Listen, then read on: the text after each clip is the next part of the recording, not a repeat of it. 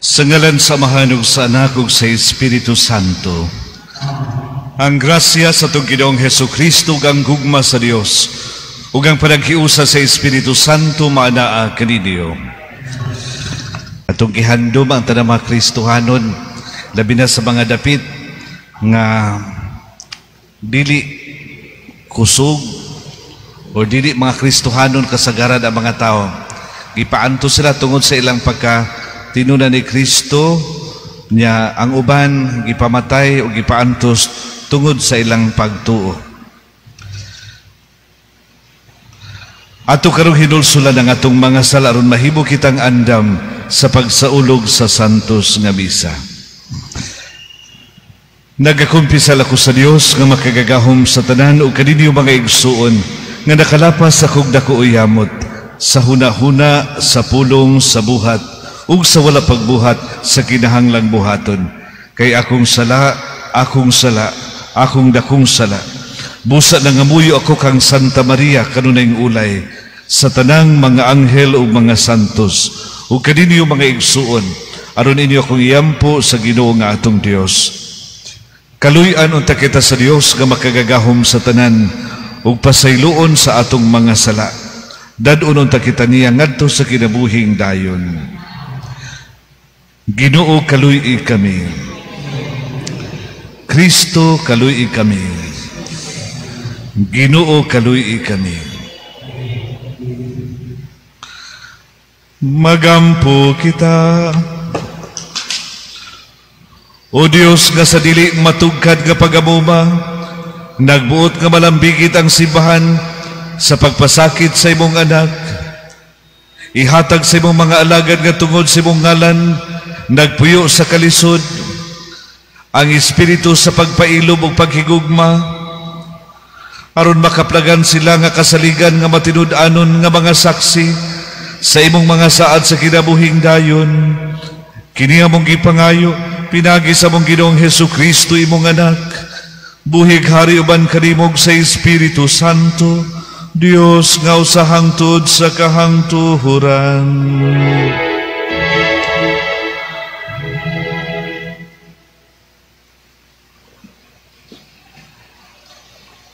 Kinutlo, gikan sa basahon ni Propeta Daniel.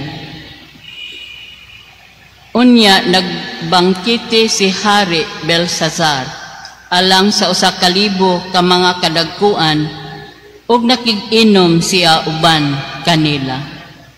Sa dihang nakainom na si Belsasar sa bino, gipakuha niya ang mga bulawan o mga platang galamiton nga kinuha sa iyang amahan nga si Nabucodonosor sa templo sa Jerusalem.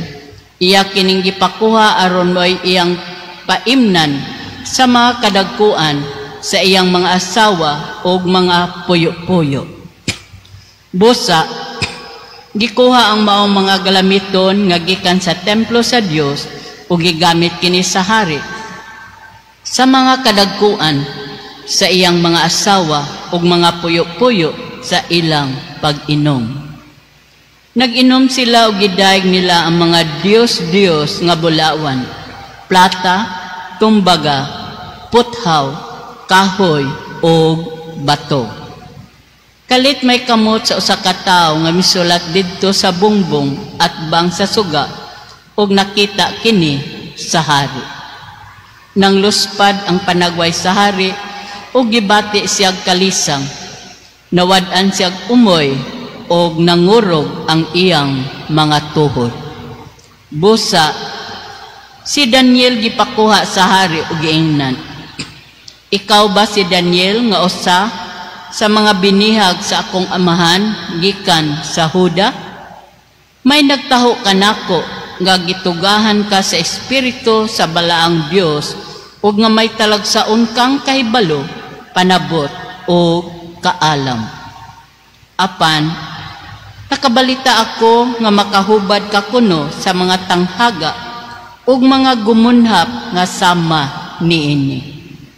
Kung makabasa ka gani niini ug tug-anan mo ako sa kahulugan, pasuluban ko ikaw sa bisting harianon og pakwintasan ko ikaw bulawan, og himuon kong ikatulong labing taas nga opisyal sa akong gingharian.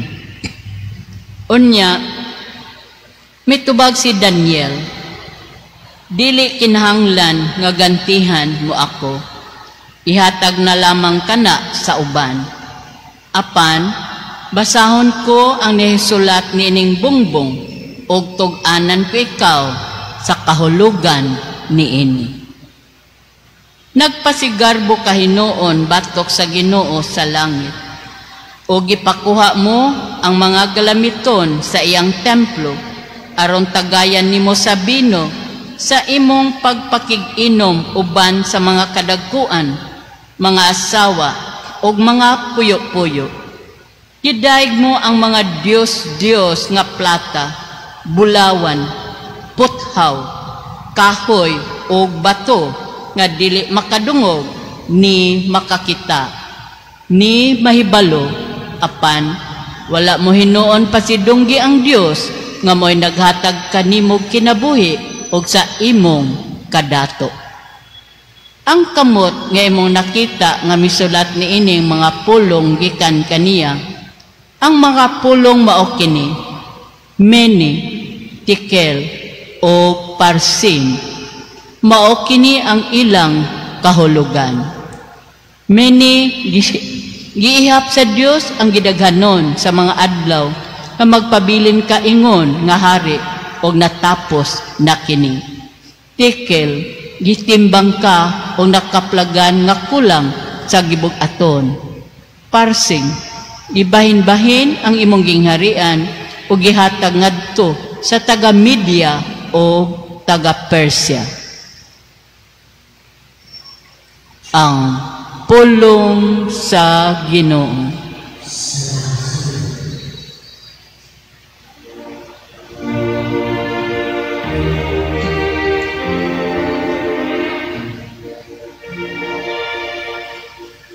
Himaya siya ugday ka sa walay katapusan.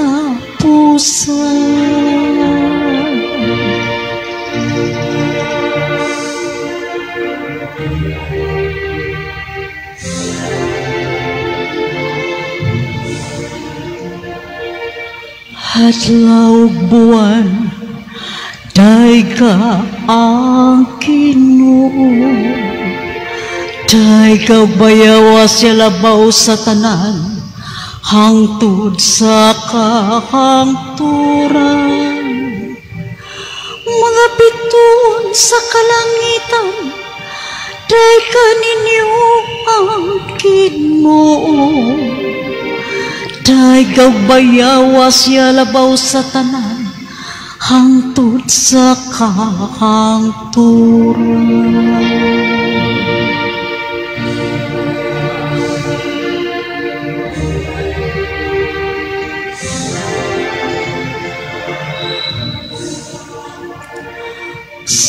Tanang talisik ko giyamog, day ka ang Ginoo, day ka bayawa siya labaw sa tanan, hangtod sa kahangturan. Kamong tanang kahanginan, day ka ninyo ang Ginoo, day ka bayawa siya labaw sa tanan, hangtod sa kahangturan.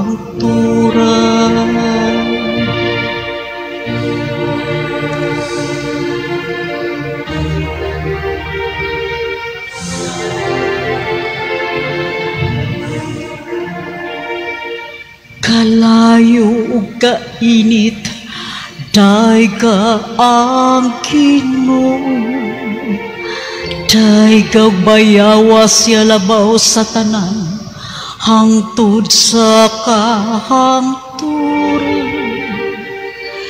Kapugnaw ug kamig, day ka ang Ginoo, day ka bayawa siya labaw sa tanan, hangtod sa kahangturan.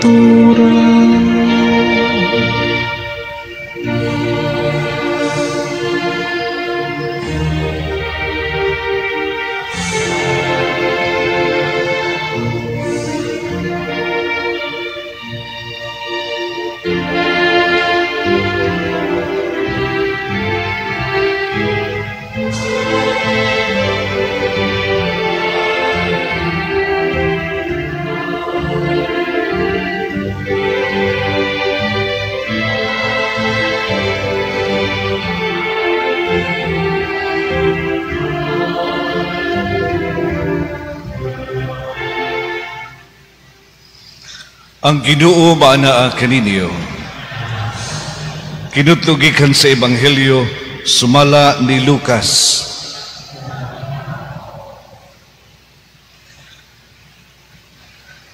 Si Jesus miingon siyang mga tinun-an, sa dili pa kini mahitabo, dakpon kamo og lutuson, taralon kamo ngadto sa mga sinagoga og bilangguon, ug dadon kamo atubangan sa mga hari ug sa mga punuan tungod kanako.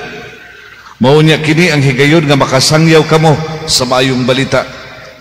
Sa dili pa kini mahitabo, usaha ang inyong hunahuna nga dili kamo babalaka kun unsaon ninyo pagpadalipod ang inyong kaugalingon. Kay hatagan kamog igsusulti og kaalam nga walay usa sa inyong mga kaaway nga makatubag ug makapanghimakak.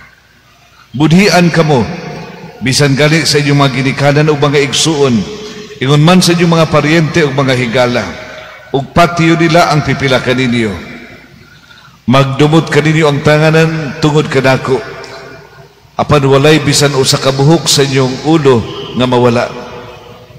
Pabilin kamong malig-on kay dining paagiha maluwas kamo. Mga igsuon ang Ebanghelyo sa Ginoo. Usahay magtuutan no nga kanang nahuman na ng panahon no nga kanang gilutos ang mga Kristohanon tungod kay dinhi sa atong dapit nakapahimulos banta no sa grasya sa kagawas no nga puy-an no, ang atong pagtuo. So natay daghang mga programa, daghang tang mga kalihukan no pagsaulog sa pagtuo, pagdasig nato no nga mapuy-an nato ang pagtuo no magbakanunayon kita no diha sa pagsunod ni Kristo. Apan subo palandungod mga igsuon nga naaday mga dapit sa kalibutan nga hangtod karon gilisod-lisod ang mga Kristohanon. Sa dito pa ko ma-assign sa seminaryo, bakante man ko panahon sa bakasyon, doon ay panahon nga imbitahon ko sa Manila aron pagtabang sad sa mga kaparian o kamadrihan nga mohatag sa clinical pastoral education in ministry ni siya no. Mag-prepare di kasagaran no sa mga religious sa ilahang profession, usay sad himuon sa dis mga missionaries nga preparation no sa ilahang pag-adto sa nagkalain-lain nga mga misyon.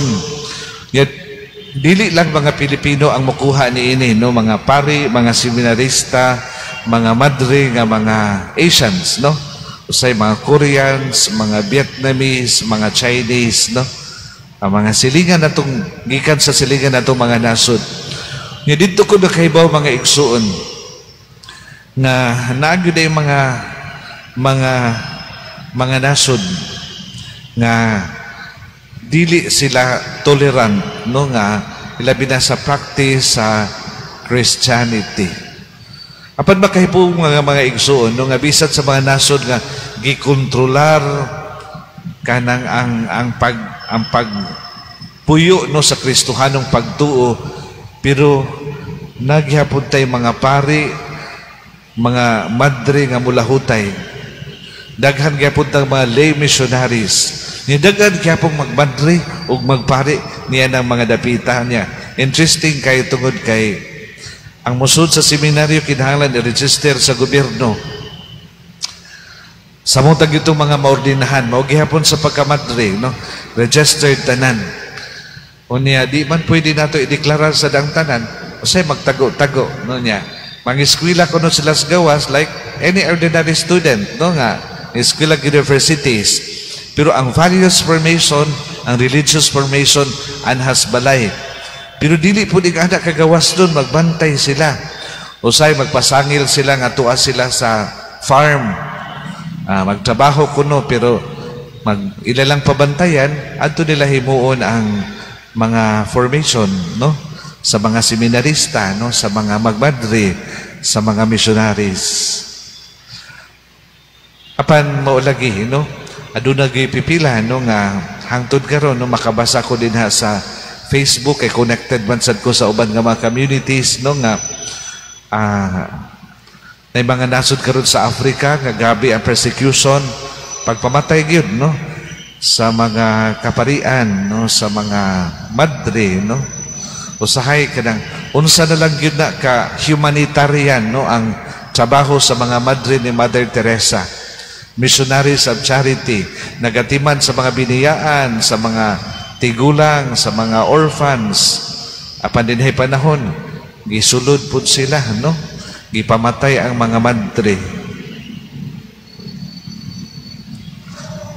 Ingani ang hagit, no, sa atong mga kaigsuunan nga uban nato apan tualas laing dapit nagpadayon sa misyon sa simbahan, isangyaw ang pagtuo, isangyaw ang ebanghelyo, ipaila ang gugma ni Kristo ngadto sa tanan. Ang uban nagantos, ang uban gipamatay. Muna nga kanang ang kasaulugan karong adlawas tibuok kalibutan atong gipahinungod nila. Una, magpasalamat ta sa Dios nga sila milahutay hangtod sa katapusan. No? Pasalamat ta sa Dios nga hangtod karon, no, nagpadayon gyapon ang misyon sa simbahan, bisan sa mga kalisdanan, bisan sa mga pagsulay, ug bisan sa mga pagpanlutos. Nga dunag gyapon tay mga saksi, no, nga andam mudawat, no, sa mga kalisod tungod og alang ni Kristo, tungod og alang sa pagtuo. Dinhi nato masabtan ba, no, ang pagkakristohanon dili dai lang kada pagpuyo og komportable nga kinabuhi, no, aron atong saksihan ang pagtuo. Ang pagkakristohanon mo gid ang pagsaksi, no, pagsaksi, pagpuyo sa pagtuo. Dili tingali tanan, no, gitawag nga mamahimong martir tungod og alang sa atong kristohanong pagtuo. Apan ang pinakaklaro nga tawag natong tanan, ipadayon ta nato pagpuyo o pagsaksi ang pagtuo bisan asa man ta. Karong umaabot Domingo sa hapon, nag-organize ang atong talahurong Arsobispo, Archbishop Abet Oy, ug usa ka peace march, usa ka prayer rally. Tambungan kini sa mga Katoliko ug sa pipila pod ka mga relihiyoso nga Christian churches, no, religious groups, no, mga Christian churches nga padayag nato, no, nga wa ta malipay, no, nining mga pag-abuso nga nahitabo karon sa gobyerno, labi na kining korupsyon. Usahay makahinumdum ko ba, no, nga sa makadaghan sawayon, no, ang simbahan nga mag-apil-apil kuno, no, sa kinabuhi sa politika. Pero mga igsuon, wa man ta mag-apil-apil, do, kay wala man tay political color, wala man tay political party nga gidala. Apan na atong gisaway ang dili mamaayong pagdala, no, sa gobyerno, ang mga pag-abuso diha sa gobyerno. Tungod kay kini magud ang hinungdan, no, nganong walay katapusan ang pag-antos sa mga Pilipino, no. Ang mga serbisyo nga angay unta to sa mga Pilipino, ilabi na alang sa mga kabus, dili mapaingon tungod kay aduna may abusado mga leaders. So pinanguluhan sa tong Arsobispo, pakita nato, no, kay bawo ta unsay maayo, unsay dili. Atong ipadayag nga ang kristohanong pagtuo, no, nagsangyaw sa katarong, nagsangyaw sa hustisya. Niya ato ni ipakita, no, isaksihan na nato pinaagi sa pagbarog nato sa mga pagtulunaan nga kristohanon. Nang iampo sa nato nga magbalampuson, magbalinawon sa ang maong pundok, inaut unta nga di tasakyan sa mga kanang mga tao pod nga mapahimuslanon o dili maayong kabubuton nga ganahan lang gid magsamok-samok. Hinaut-unta nga mapadayag ang mensahe, ilabi na ang mga sentimento sa kinabagaan, no, sa mga Pilipino, ilabi na sa mga masa, ilabi na sa mga kabus nga labing naapektuhan nining pagpang-abuso. Labaw sa tanan, ipadayon nato ang ongoing conversion sa tanan, ilabi na sa atong mga pangulo. Hinaut-unta, no, kining nagkalanog nga tingog sa mga Pilipino nga nakakita, no, sa mga problema ni saway, no, sa dili maayo nga pagdala sa gobyerno. Unta makatukmod nila sa pagpamalandong, no, makatukmod unta nila sa pag-amgo, no, nga ang kinabuhi mubo ra gyud, no, ang kinabuhi mubo ra gyud. Kunya sayang kaayo, no, kung ato kining gamiton labi na diha sa pagbuhat og dili maayong mga butang, no. Kay ang maayo mamunga man gyud og maayo, ang dautan mamunga bayod og dautan. O bayan ni ang gipahimangno, no, dinha sa unang pagbasa karon, kahibaw ang Ginoo sa tanan sa atong mga maayong buhat, lapid na pod, no, sa atong mga di maayong buhat. Mao na nga hinaut-unta mga igsuon, no, ipadayon nato ang pagsaksi sa pagtuo unya kanang atong iyampo ang tanan, no, nga unta magmadasigon ilabi na diha sa pag-ampo alang sa kausaban.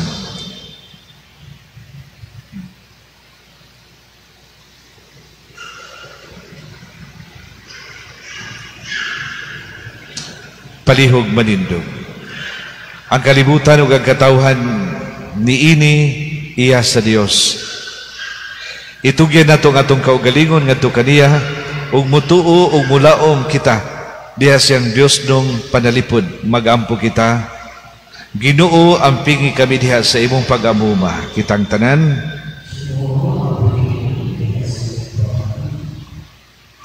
nga ang simbahan magmatuohon ug magmalaumon nga mulantaw sa umaabot nga panahon. Magampo kita sa Ginoo.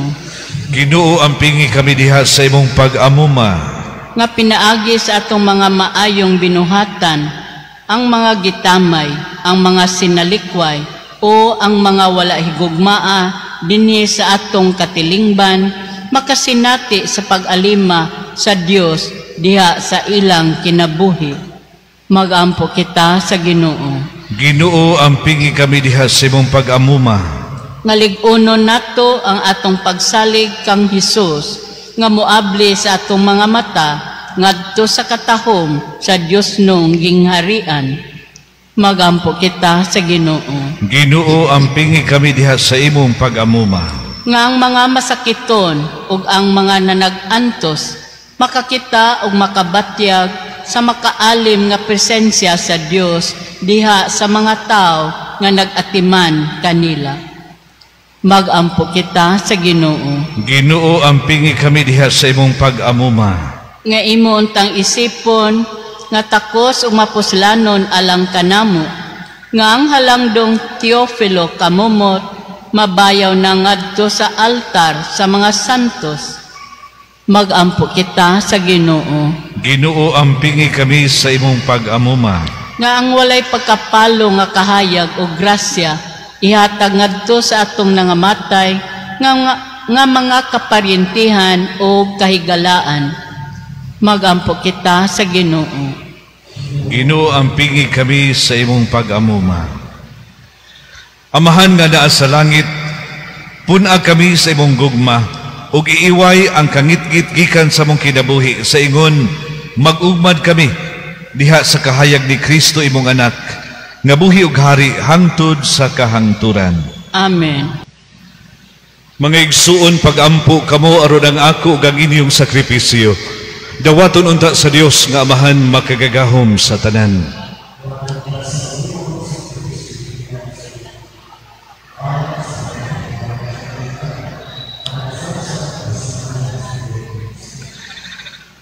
Dawata na nga moyo kami Ginoo ang mga pag-ampo ug mga halad sa among kaubos ug itugot nga sila nga tungod kay nagmatinumanon sa pag-alagad kanimo naganto sa mga pagukod sa mga tao malipay nga mahiuban sila sa sakripisyo ni Kristo imong anak ug mobati nga nahasulat sila tipon sa mga ngalan sa mga pinili diha sa langit.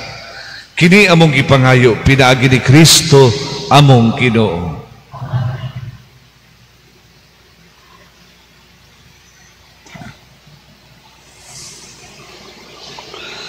Ang Ginoo maanaa kaninyo. Ibayaw ang inyong mga kasing-kasing.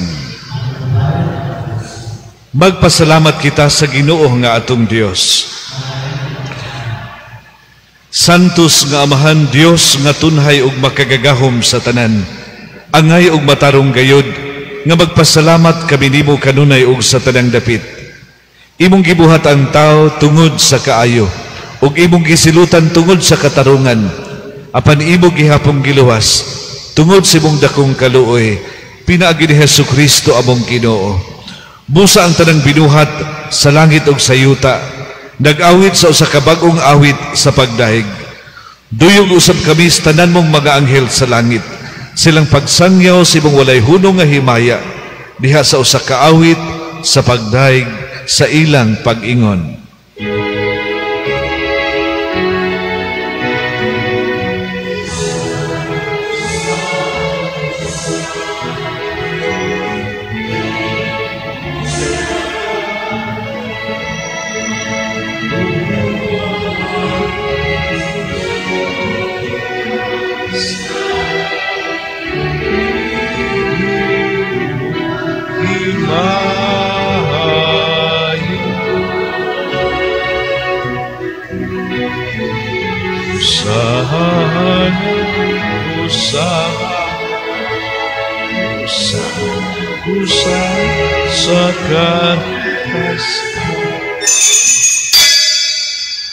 Santos gayud ikaw o Ginoo ang tuburan sa tanang kasantos. Ipadalang imong espiritu aron pagsantos nining magagasa aron mahimo kini alang kanamo nga lawas ug dugo ni Hesukristo among Ginoo. Sa pagpasakit siyang kaugalingon mikuha siya og pan mipasalamat kanimo. Mipikas ug mihatag niini ngadto sa iyang mga tinun-an ug miingon. Dawata kini ninyo nga tanan ug kan-a. Kini mao ang akong lawas nga itugyan alang kaninyo.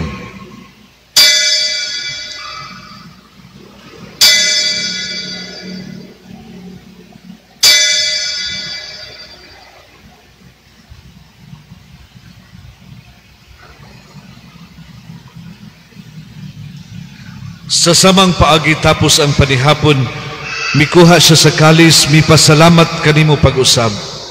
Mihatag niini ngadto sa iyang mga tinun-an ug miingon, dawata kini pag-inom kamo nga tanan gikan niini. Kini mao ang kalis sa akong dugo, sa bag-o ug tunhay nga kasabutan. Ang dugo nga iula alang nini ug alang sa tanang mga tao, aron ang mga sala mapasaylo. Buhata kini aron paghandom kanako.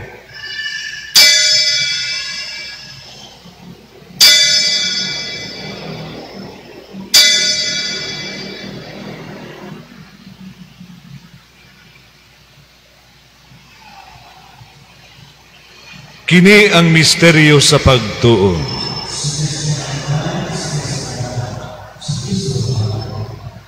Aron paghandom sa kamatayon ug pagkabanhaw ni Hesukristo, naghalad kami kanimo Amahan nining pan sa kinabuhi ug kalis sa kaluwasan. Nagpasalamat kami nimo tungod kay imo kaming kiisip, nga ngayan nga moatubang ug moalagad kanimo. Himuang nga kami nga mga lawat sa lawas ug dugo ni Kristo. Magkahiusa diha sa Espiritu Santo. Hinumdumi Ginoo ang imong simbahan sa tibuok kalibutan. Himuang nga mahingpit kami diha sa gugma. Uban ni Leo among Santo Papa, ni Alberto among Obispo, ug sa tanang mga pari, ug sa tanang katawhan nga imong gitubos. Hinumdumi usab ang among mga igsuon nga nangamatay. Labi na silang tanan nga mong giampo karon, ug ang tanang kalag sa purgatorio. Malaumon nga mabanhaw sila ug ang tanang nangamatay diha sa imong kaluoy. Dad-a silang tanan sa pagsudong sa kahayag sa imong naong. Kaluy-i kaming tanan.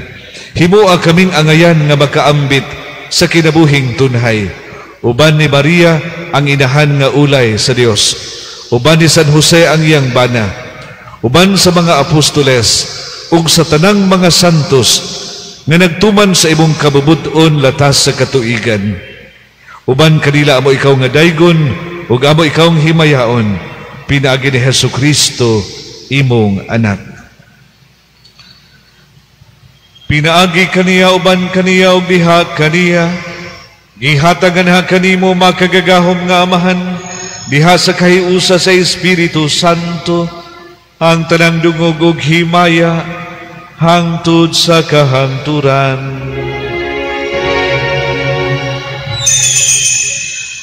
Maghiusa kitang magampo sa amahan atong gamiton ang mga pulong nga gitudlo kanato sa atong manunubos.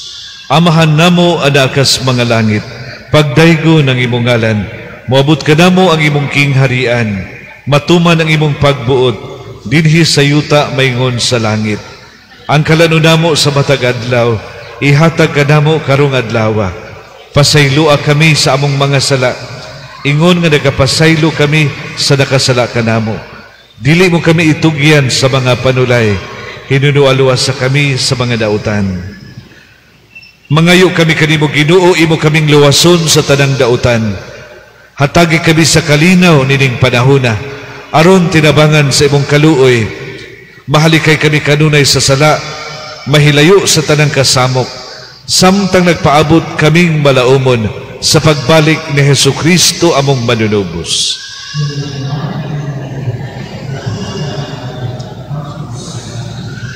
Ginoong Hesukristo, nag-ingon ka sa imong mga apostoles, ang kalinaw ibilin ko kaninyo, ang akong kalinaw ihatag ko kaninyo.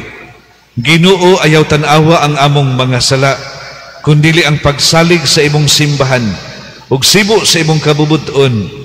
Hatagi kami sa imong kalinaw ug kahiusa, ikaw nga buhi ug hari hangtod sa kahangturan. Ang kalinaw sa Ginoo sa kanunay maanaa kaninyo. Mga igsoon, ipakita nato karon ang atong panag-inig sa unay.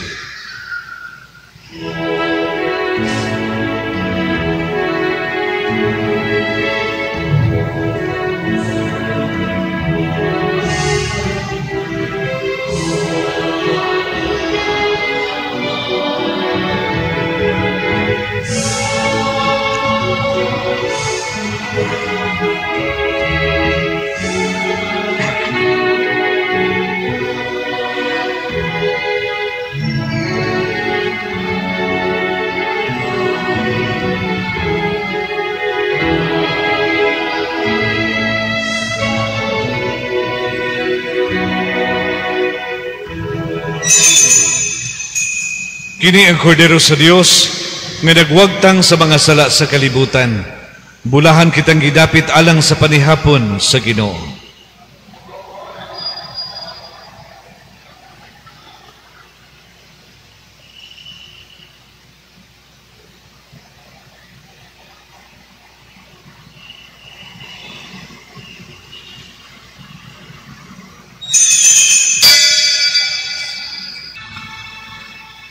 Bulahan kamo kung ila kamong panghimarauton o gukdon tungod kanako. Nag-ingon ang Ginoo, paglipay kamo pagsadya, kay dako ang inyong ganti didto sa langit. Magampo kita, pinagi sa gahom nining sakramento, liguna diha sa kamatuuran Ginoo ang imong mga alagad, o gitugod sa mga nagtuo kanimo, nga nahimutang diha sa kalisdanan, nga sa ilang pagpasaan sa krus sunod sa imong anak, makahimo sila kanunay taliwala silang mga pagantos, paghimaya sa ngalan nga Kristiyanos. Kini among gipangayo, pinagi ni Kristo among Ginoo.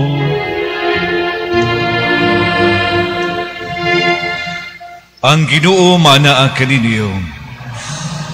Manalangin kaninyo og sa inyong banay ang labing makagagahom nga Dios. ang Amahan, Anak ug Espiritu Santo. Nahalad na ang misa, dadto nato ang gugma o kalinaw ni Kristo. Salamat sa Dios.